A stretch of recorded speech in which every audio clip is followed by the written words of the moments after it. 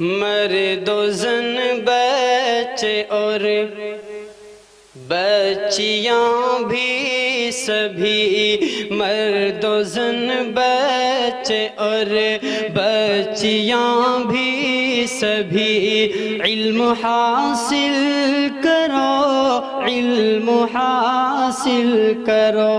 جی بہت اچھے سے۔ اللہ بچی کی عمر میں برکت عطا فرمائیں۔ دوستو، آپ انتہائی خوش قسمت ہیں کہ آپ یہاں اللہ اور اس کے رسول کی مجلس اور قرآن کی بنسبت جمع ہوئے۔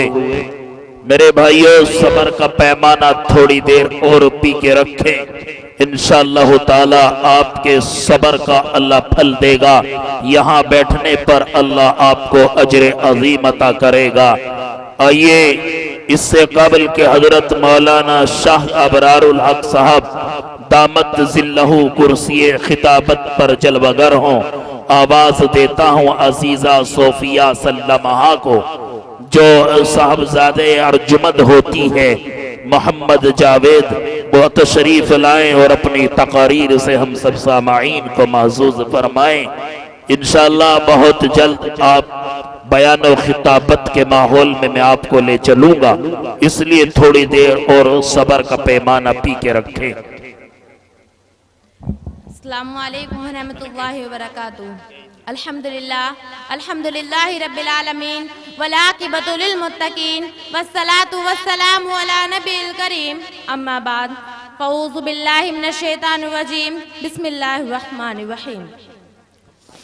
جہاں ذکر حبیب ہوتا ہے وہاں خود خدا بھی قریب ہوتا ہے، جہاں ذکر حبیب ہوتا ہے وہاں خود خدا بھی قریب ہوتا ہے، اور ان کی محفلوں میں بیٹھنے والا بڑا ہی خوش نصیب ہوتا ہے۔ معزز سامعین، آج مجھے جس موضوع پر لب کشائی کرنے کا موقع دیا گیا ہے وہ ہے ذکر حبیب صلی اللہ علیہ وسلم۔ تو اللہ تبارک و تعالیٰ سے دعا کیجئے کہ اللہ تبارک و تعالیٰ مجھ کو ٹھیک ٹھیک بولنے کی اور ہم سب کو اس پر عمل کرنے کی توفیق عطا فرمائے، آمین۔ اللہ تعالیٰ نے اپنا پورا قرآن اپنے پیارے حبیب صلی اللہ علیہ وسلم کی شان میں نازل فرما دیا، اور اللہ تعالیٰ نے اپنے پیارے حبیب مصطفیٰ صلی اللہ علیہ وسلم کی شان میں پورا قرآن کریم نازل فرما دیا۔ اس میں کہیں نبی کی نبوت کے تذکرے، اس میں کہیں نبی کی رسالت کے تذکرے، اس میں کہیں ان کے یاروں کی باتیں، کہیں جانثاروں کی باتیں، کہیں یاسین، کہیں طٰہٰ تو کہیں مدثر۔ اللہ تعالیٰ نے اپنا پورا قرآن اپنے پیارے حبیب صلی اللہ علیہ وسلم کے شان میں نازل فرما دیا۔ اسی لیے تو شاعر کہتا ہے کہ نگاہ عشق مستی میں وہی اول وہی آخر، نگاہ عشق مستی میں وہی اول وہی آخر، وہی قرآن وہی فرقان وہی یاسین وہی طٰہٰ۔ جناب صدر، اللہ تعالیٰ نے اپنے پیارے حبیب صلی اللہ علیہ وسلم سے فرمایا کہ اے میرے پیارے محبوب، اے میرے پیارے حبیب، کہ الفتوں کی مانگ تو یہ ہے، محبت کا تقاضا تو یہ ہے کہ تو ہمیں چاہتا رہے، ہم بھی تجھے چاہتے رہیں گے، تو ہماری تعریف کرتا رہے، ہم بھی تیری نعمتیں بیان کرتے رہیں گے۔ اے میرے پیارے محبوب، تو ہماری حمد بیان کر، ہم بھی تیری تعریف بیان کریں گے۔ اور اے میرے پیارے حبیب صلی اللہ علیہ وسلم، تو لا الہ الا اللہ پڑھ کر ہمارے خدائی کے ڈنکے بجا، ہم محمد رسول اللہ پڑھ کر تیری مصطفیٰ کے ڈنکے بجائیں گے۔ اور اس پر ذرا سا غور کیجئے کہ میں اپنی تقریر کو ان دو مثالیں دے کر ختم کر دوں گی۔